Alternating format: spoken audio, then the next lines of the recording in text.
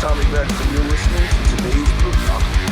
This is Mark Metcalf, and you are listening to today's Boondoggle with Bailey on Domain Cleveland Radio. You are listening to today's Boondoggle with Bailey on Domain Cleveland Radio. Yes, Kato Kalin listens to this all the time. Welcome to today's Boondoggle. Now, here's your host.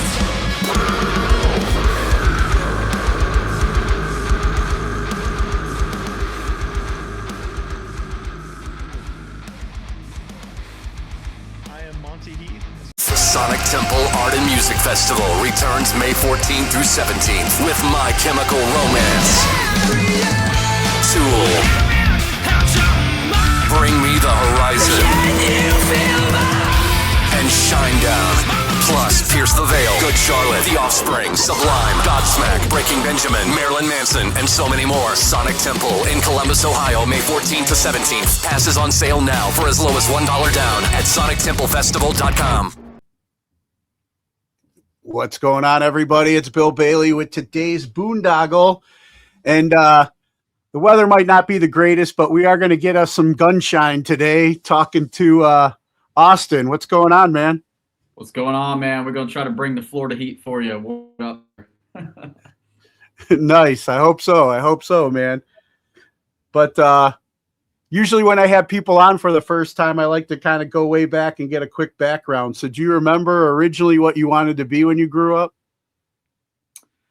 That's a good question. I was into all kinds of stuff. I mean, I grew up playing sports, played baseball in high school, actually, varsity baseball. But then, as a kid, you're sort of trying all kinds of different things. And then at some point, you kind of lean a little bit one way more than the other. So I used to ride dirt bikes and stuff as well, like Supercross. I was really into that when I was growing up and stuff as well. And that was kind of sort of the turning point when I was 16.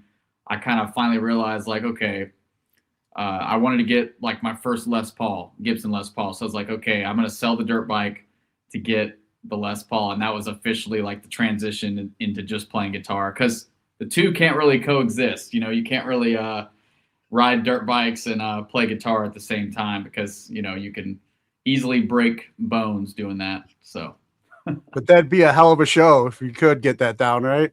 Right. Yeah, exactly. Maybe the next music video. Right. And then when was it like that? What were some of your like earliest influences when you discovered music? I would say I first started learning like Stevie Ray Vaughan songs, and I was really into him. And then Hendrix, of course, kind of the greats, Jimmy Page. I was really into Zeppelin. And then, Boston is probably one of my biggest influences in terms of the vocals and the guitar, and the production. The songwriting is genius. Tom Schultz is definitely one of my biggest inspirations. And then later on, it was Slash, and then it was some of the more shreddy kind of guys like Paul Gilbert and a little bit of Yngwie, a lot of Sinister Gates from Avenged Sevenfold. I'm really into them as well. So nice. And then when you, traded in the dirt bike, picked up a guitar and started learning how to play all those, when was it that you got around like-minded people and started a band? Yeah, I actually had a neighbor in middle school, and him and I would write songs together and jam and stuff like that. He played bass and sang as well. So, and we would like perform at our high school and middle school, like pep rallies and stuff like that. So that was like the first time we did like, the talent shows, and that was really like my first ever time playing live. But like I said, we would write songs together, and that was the first time that I sort of realized what it is about music that I really like, and what it is that I was like really passionate about. And honestly, the biggest reason why I play guitar is to be able to write songs and create songs. And ever since I was a teenager, that's what I've been doing. So that's what I realized was sort of my favorite part about it. Yeah. Nice. And then when did Gunshine come together for you? So I played in a bunch of like cover bands, like bar bands and stuff because I'm from the Gulf Coast of Florida. I'm from Pensacola, and there's a lot of cover bands, bar bands down there, because the big, like, touristy spring break beach kind of scene there and stuff. So there's a lot of gigs, and you can get paid well, the crowd big, you get a lot of experience. So that kind of put the sort of vision that I had to start my own, original band and tour and everything, kind of put that on hold for a little while because I was making money playing music. But I was in the middle of applying for a bunch of jobs when I was 17, and that's when I got the opportunity to someone said, hey, can you learn 30 songs in a week? Right at that time I was applying for jobs. The person that said that, played in a local bar band. So I was like, okay, sure. And so that ended up kind of being my first job. And I did that all the way from, 17 to 22, just playing in cover bands, bar bands, making good money doing that. But, it really, for me, wasn't enough. So I was kind of, at the time, I really wanted to go to Musicians Institute in Hollywood, California. I was seeing all the ads and stuff. And I figured not only would it be great to kind of learn theory and learn from the amazing teachers and stuff there, but just living in LA would be a great networking opportunity and hopefully would propel my career to be able to do a lot of these other things that I was trying to do. And I was right. So it was an amazing experience, amazing opportunity. We moved out to California together when we were both 22. So let's see. So yeah, that brought me to, I graduated at the end of 2017 and I got the opportunity to tour with this band called New Year's Day. And they were touring with, my first ever tour was with Hailstorm, doing arenas and stuff. So Nice. thrown right into the fire. Yeah. Right after graduation, I got that gig and yeah, that kind of, I guess, long story short, whenever COVID happened, we flew home 2 days before the world shut down. So that was super, super wild. I was supposed to play Milan, Italy, but that's where the first COVID outbreak happened really bad. So the show got canceled there. We had to fly home from Germany. 2 days later, the world shuts down and all the flights were getting, canceled. So I almost got stuck in Europe and everything. But so I got home and the tours with New Year's Day weren't happening anymore. And it kind of allowed me to get this vision and this band kind of off the ground. Because in the meantime, I'd been working on the songs. I'd been working on everything behind the scenes while I was touring with New Year's Day. I was working on the pieces to what would become Gunshine. I was trying to audition singers and stuff, but it just took a long time to get the pieces in place. So when that happened, finally allowed me to do that. Nice. Yeah, I actually had Ash on the podcast before. Oh, cool. Yeah. So I didn't know you. So you were touring you were a part of them for a little while? Yeah. Let's see, that summer of 2018 through the COVID stuff. Oh, nice. And then what was the inspiration? I'm always curious about band names, especially today where it's thankfully you guys got the internet so you can see what's not taken yet and everything. But what was the inspiration for the name Gunshine? So we were trying to think of different things to reflect where we're from, which is, Pensacola, Florida, and just being Florida in general is a little bit more rare than say, all the bands coming out of the Sunset Strip or just LA or whatever. So, we wanted to stand out a little bit in that way. So we were all thinking of our street names, thinking of different things that would represent where we're from. Googled different Florida terms and it said sometimes Florida is known as the Gunshine State because Florida's called the Sunshine State. Yeah. But sometimes it's referred to as the Gunshine State because it's shaped like a gun and it's called the Sunshine State. So I kind of wrote that down. I thought that was cool. And, at first I remember Jordan was like, I don't know, man. Because when you're trying to come up with band names, everything sounds stupid at first. And you got to eventually, you just got to roll with something. So it kind of grew on everybody. And yeah. So. Nice. And then how long has this project been going together for you? Yeah, so this all happened. I first got Jordan over April of 2021.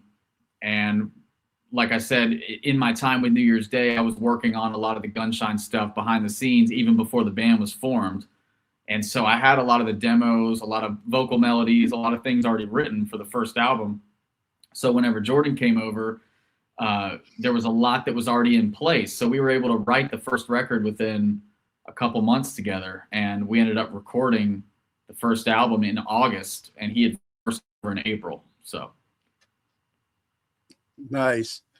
And then as time gone on, obviously you got that experience with touring and playing overseas and everything, but do a lot of networking and now with this new project, like how has that experience that you brought into it helped pay off so far? Oh, it was awesome. I think everything happened for a reason. And though, my vision was to do this from the start, it's like everything that you do in your life really, brings you to where you are for a reason. And I just think, everything, even though I was a hired gun in New Year's Day, it taught me so much about, touring and how to, just the in and outs of everything, and what it's like to be on tour, what it's like to travel in a bus and be backstage, and what catering is, and all these things that you learn when you're on tour, so because the lingo is different, even how they talk about stuff is different than the way it is in like the cover band world and stuff. So it gave me a lot of experience. It gave me a ton of tools that I could use to be able to start my own thing. Nice. And now we got to talk about, I know it's one of my Achilles heels, in my life, especially in my relationship. And then you guys wrote a song about them, Goth Girls. Let's talk about that latest single, Goth Girls. Yeah, man, it was crazy. So I had this like vocal melody thing for a while where it's like the two pre-chorus parts where they're kind of almost both choruses. And that was kind of like inspired by Def Leppard. How pretty much every Def Leppard song, there's like 3 choruses. It's like the verse could be the chorus, the pre-chorus could be the chorus. Everything's like super catchy. So I had these couple melodies that were sort of inspired by that. And then the funk, the verse melody was sort of almost like old school funk. So I thought that was kind of a cool like juxtaposition to go from that to the real melodic kind of vibes. And then separately from that, so we got on a call with the guy that produced the song, Brian Howes. And I was going to ask about how that relationship came together too. Yeah, so he did the first 2 like Hinder records with Lips of an Angel, Get Stoned, all their big hits and stuff. He did a bunch of stuff with like Nickelback and Daughtry, Skillet. Yeah. A lot of that. Yeah, and I grew up on a lot of that early 2000 stuff. So it was he actually messaged us on Instagram, was like, "Hey, I love the band, would love to work together." And it was a super huge honor because like I said, I grew up on a lot of that stuff and was inspired by a lot of that music and stuff. So we got on a Zoom call together, and as I mentioned, all I really had was I had those vocal melodies and the riff, and I showed it to Brian, and he was like, he loved it. And then Jordan was on the call as well, our singer, and he was like, "Jordan, you've been thinking about anything lyrically or anything on your mind, whatever?" And on our last summer tour, we played in Albuquerque, and there was like some goth girls and stuff there, and Jordan, he saw one of his friends make a Facebook post like, "I just need a goth girl in my life," or something like that. So we played in Albuquerque. There was a bunch of goth girls there. So sort of like it stuck in his mind. And that was sort of fresh on his mind when I asked him that. So he was like, "Yeah, man." He told him the goth girl idea. And when Jordan first gave me that idea, I thought I would make the melody or the music really like, dark or something. I didn't think that idea and the other thing that I was referring to, the Def Leppard thing, I didn't think those 2 things would go together, but Brian thought that was like super cool. So yeah. No, I love the combination, man. It sounds and then of course, like the music video, I really enjoyed watching that. I mean, sometimes you just take those risks, and if you wake up without a kidney the next morning in a bathtub of ice, hopefully the night before was worth it, But talk a little bit about the music video, and I love that car too. Yeah, man. So the video came out really cool, and we sort of threw it together last minute. We had the concept, and we basically got on a Zoom call with our director, Garrett. And yeah, Garrett Barefoot, he's doing all of our videos now, and he's super, super talented, just killer director and everything. But we got together and we were kind of going over the concept. Like, it'd be cool if she was sort of like, it was actually my fiance. We were in the car together. We were driving. She was like, it'd be cool if like it wasn't like overly literal and like the goth girl was maybe like sort of torturing you guys or whatever. And, that kind of thing. So we kind of kept that brainstorm going and we got on a call and just discussed different ideas. And our drummer, Tommy, really came in clutch. He's the one that supplied the car because his friend, owned the car, and he drove it all the way down from North Carolina on a trailer and everything. So it was just like a 66 Cadillac or something, or maybe it was 65, but all, murdered out black. And we did the video here in Atlanta, and we had the car. Tommy brought down his pet snakes. So the snakes you see in the video, those are our drummer, Tommy, that's his actual snakes, his pets. Oh, nice. So he came in clutch. He brought that. And then, of course, the goth girl that we hired, she. I was going to say, who brought the goth girl? Yeah, again, Tommy. So it was a friend of one of his friends. And he hit up his friend, and she was like, well, I can't do it. But she was like, I can't do it, but my friend probably could or whatever. And she totally fits the part. So, it all just came together. So we're super stoked with how it came out. Yeah, it was sweet how, like, it seemed like where you guys were going, every bad decision you were making, she was like in the shadows creeping up. And then finally, like, at the end, it was like looking like it was going to become like Saw or something, Yeah, and I was the one that almost got away. That was the plot twist. And then I get in the car, and then she's in the back seat. So yeah. That was good. Well put together. I definitely liked it. Thanks, man. And then, the album that this is going to be a part of, Grand Rising. What was the inspiration for naming it that? It's my fiance again. Actually, she texted me, and one morning, and she was like, instead of good morning, she was like Grand Rising. I guess it's like a popular saying or something. I don't know. And I'm always me as a songwriter and like a creative person, my ears are always open to different things in the world. And like, if I see something interesting, or I try to write it down, or if I hear something or whatever. So I was over at my parents' house down in Pensacola songwriting with Jordan. And the morning that she texted me that, we were in the middle of like creating stuff. So I was already had my, we were kind of in the middle of the album making process, and she said that, and we were thinking of names, and I was like, that's kind of cool, Grand Rising. And it sort of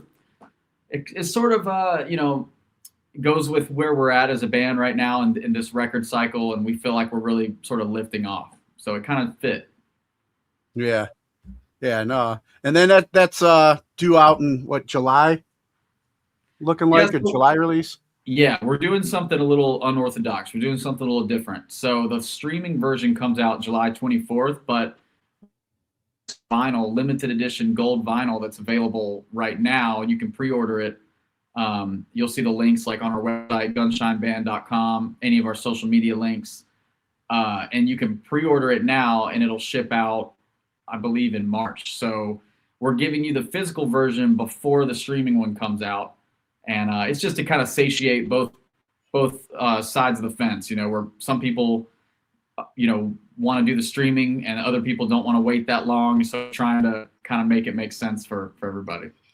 That's a good idea. I mean, I'm still a big fan of vinyl or, having a physical copy of something because I enjoy the artwork and reading the notes and, all that stuff. So for the people that are anxious to hear it, that more of them will order, instead of waiting for the, so yeah, that should be cool, man. Hope that works out for you guys. I was looking at the song list, and I noticed too that speaking of collaborations, you got Shark Lounge with Michael Starr. How did that come together? Yeah, no. So it's funny. My dad was telling us about this place in Daytona Beach that was the strip club called the Shark Lounge that people like Daytona Bike Week or people that were on like spring break and stuff would go there. And it was a super ratty strip club that it was like, you could get in and drink underage, and there was prostitution going on. And the whole thing with it was the strippers would dance on top of a shark tank.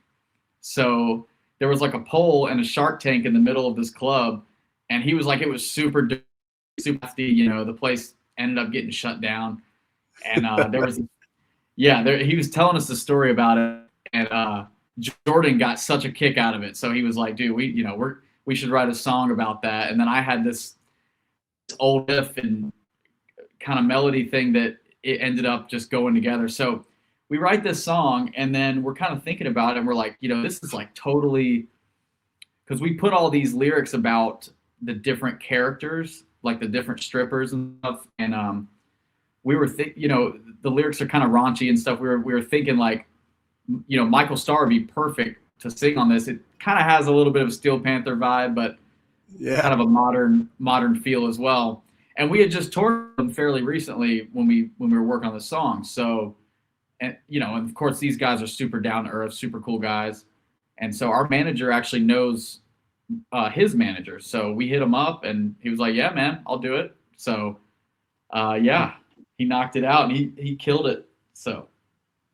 Awesome. And that's the pluses too. It's like, when you're out touring and you build these relationships, you keep it professional. You never know where it could end up, down the line, getting a collaboration like that's pretty cool. You guys could have been dicks on the road, and he would have been like, "Nah, I'm not interested," or something. So yeah, it's good that worked out, man. Exactly. Yeah. And then of course, me being me, retired Navy and everything. I Captain Save A Hoe caught my eye as well. You want to talk a little bit about the story behind that one? Yeah. Jordan had that line for a little while, the whole Captain Save A Hoe thing. And it's one of those phrases that's actually kind of a thing. I thought he just came up with that out of thin air, but I guess it's kind of a thing. People are making like TikToks with that phrase and stuff. But anyways, that'll be really fun to put out. I think that's going to come out in like July or something. But whenever he said Captain Save A Hoe, it reminded me of, like, I'm thinking like Lonely Island, I'm on a boat, or Step Brothers, Boats and Hoes. I'm picturing all of us in like captain's hats and everything. So I made the music real like kind of yacht rock a little bit, kind of style. So it's a fun song. It's got kind of a little bit of like a rappy kind of element in the verse, and it's very like, it's kind of about just, not trying to let a relationship sort of drag you down, and like kind of saving, someone else's life if they don't have their shit together, and that kind of thing. So yeah, it's it's a cool lyric. It's a fun song, and it's got kind of like I said, a little bit of a rappy element. And so we can't wait for that one to come out. Yeah, I know. I'm anxious, man. Like I said, going through that track listing, I'm like, man, I got to hear the rest of it. I definitely enjoyed Goth Girl, and looking forward to what else you guys got coming out. Who knows? I might have to place an order in for a vinyl. Right? Yeah, so I can get it early. It's a fun album. There's a lot of different vibes, a lot of different. This album's definitely the most eclectic thing we've ever done. There's piano ballads. There's an acoustic song. There's the last song, the album, Table Dancing. We did this crazy thing where it's like 5 songs in one, basically. So there's a jazz section, there's a funk section, there's like a metal like there's all kinds of So we did all kinds of crazy stuff on this album. So it's gonna be fun to get it out. Nice, yeah, I can't wait, man. And what was it like working with Create Music Group, to put this out? Yeah, so our manager sort of tied in with them, and he, we were kind of getting some other offers and stuff for this new record cycle, and he kind of got them involved, and it kind of made sense for us. And so we're excited. This will be the first release we've done that's not independent. So it'll be cool. And it helped us get to go to Canada to work with Brian. And of course, we did the rest of the record with our usual guy, Chris Collier, who is absolutely amazing. He did the Mick Mars solo record, and White Snake and Lynch Mob. So we did the rest of the record there in Vegas, and he mixed and mastered everything. Actually played drums on the record, played bass on a few songs. So yeah, it's exciting, man. We hopefully we can get the word spread as much as possible and do all the things. Awesome, man. Yeah, man. I'm excited for you guys. Hopefully a show rolls through the Cleveland area so I can check it out live. I'll Yeah, call where up a is few goth girls. where yeah, where is Harrison? So where is Harrison, Ohio compared to Cleveland? It's like I think 3 hours away. Like, is that like the Blue Note or something like that? Or Yeah, we have a yeah, show at the Blue Note. I can't think of the date right now. Let me try to find yeah, it. it's like close to Southern Ohio, I think. Okay. Okay, so the Blue Note is let's see, that is April 8th. We'll be there. Okay, So we might be around Cleveland during that time. nice.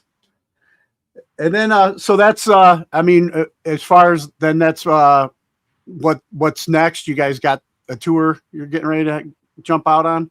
Yeah, so we're putting out a song a month. We have the new single Valentine is coming out tomorrow, tonight at midnight, however you look at it. And we're putting out the music video on Valentine's Day. And then we go out on tour early March, and we're doing Daytona Bike Week and a bunch of stuff. So yeah, we're just supporting the new record, and we're going to try to be out as much as possible this year. Nice, man. And then for like any people out there that are new to hearing about you guys and want to check you out and support you, where you send them? Yeah, it'd be gunshineband.com, and then just look up Gunshine on all social media. I think Instagram is Gunshine Band as well. But yeah, just all of our songs are a little bit different. As the first album doesn't reflect the next release, and is not going to reflect the one after that. And so we have fun just making music and sort of writing whatever comes out. Nice. Keep that creativity rolling. Yeah, and man. then before I let you go, I want to ask you a couple questions I normally ask guests that I have on. Okay. You were talking about some of the earliest influences for you musically, but who are like your top 3 artists you're listening to today? Top 3 artists today. Well, it's always Avenged. I love Avenged Sevenfold. Those guys are always really big influences. Just how they always move the needle they're always thinking ahead and just sort of making crazy stuff, and so that's always very inspiring. I like some of the stuff, like some of the more modern stuff as well, like Bad Omens, or some of the. I remember hearing some of the Sleep Token stuff before it like really got huge, and I'm trying to think. Like, I'm also into like 80s new wave, like Duran Duran or Depeche Mode and stuff like that as well. But yeah, man, I just love music. So whatever's cool at the time. Nice. And then what class do you feel should be mandatory before graduating high school today? Definitely, yeah, maybe all the ones that they actually teach in high school. It's funny how most of that stuff you don't even use when you actually get into adulthood. But yeah, how to actually like manage your finances and start a business or something. There's so many things that could be like really beneficial to learn in school. Yeah, that's the number one answer I usually get is finances or taxes, Yeah, or taxes, exactly. It's totally like it's almost like by design. They'll teach you how to get in debt, but not teach you how to build wealth, Yeah, exactly. It's all rigged. And then who are 3 people who've inspired you and you can credit for making you the person you are today?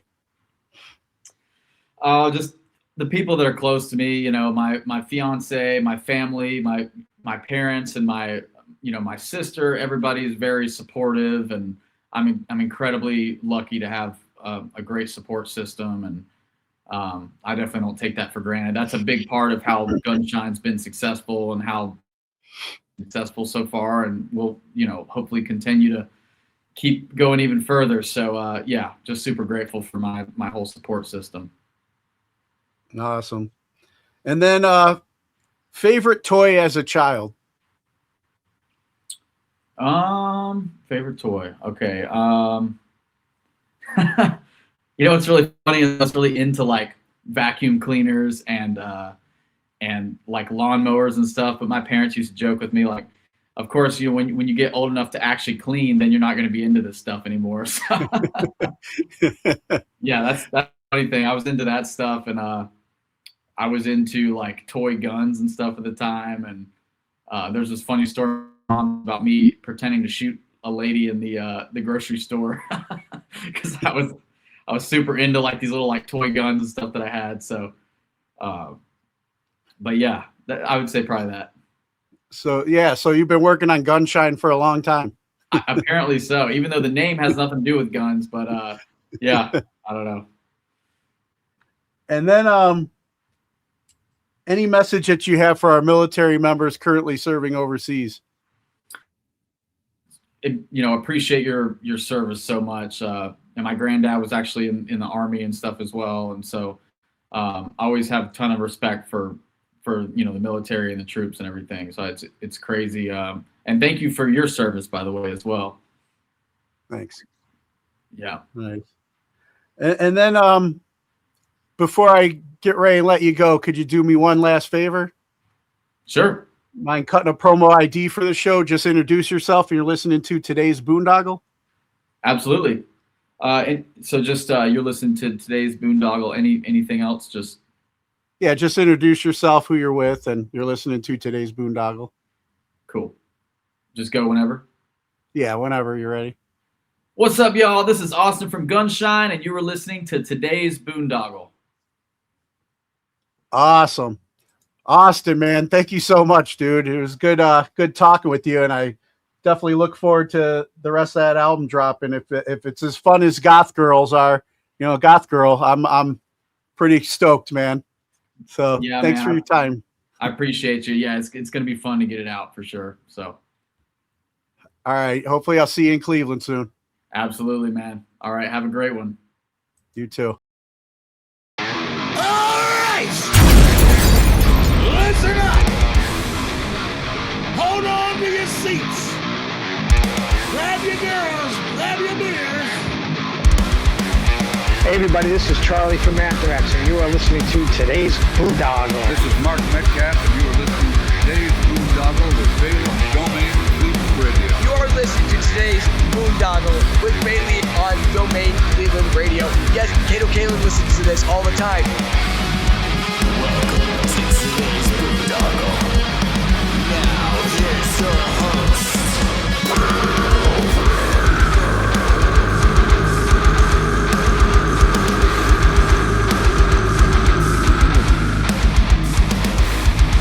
I am Monty Heath, so one Heath, and you are listening to today's Boondoggle. Hey, what's up? It's John from Skillet, and you are listening to today's Boondoggle on Domain Cleveland Radio. Fasten your seatbelt.